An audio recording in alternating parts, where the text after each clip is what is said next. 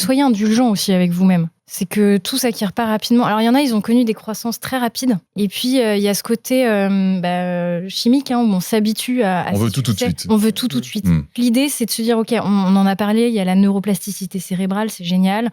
Donc, du coup, ça fait qu'on est capable de s'adapter. L'idée, c'est aussi d'être indulgent avec soi-même. Comme si on se regardait comme le jeune stagiaire qu'on a été un jour. Et de se dire, OK, là, tu débutes, tu es expert dans l'entrepreneuriat, mais tu débutes en prépa mentale.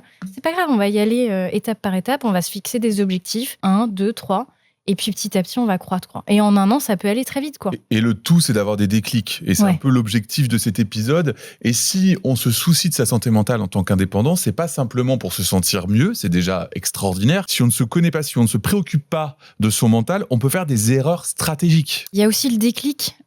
Aujourd'hui, on est nourri au niveau marketing et dans notre société par le fait que si tu as à voir, et bien après, tu peux faire et ensuite tu es. L'idée, c'est de dire qui tu es pour ensuite faire et ensuite avoir. Et si on arrive à créer le déclic chez les entrepreneurs, de se dire qui tu es, et ensuite tu peux agir, te mettre en mouvement pour avoir ce que tu veux, en fait, là, c'est vraiment game changer parce que ça veut dire que les gens arrêtent d'acheter pour se dire je suis quelqu'un, mais ils travaillent sur eux pour ensuite agir et obtenir ce qu'ils veulent, quoi.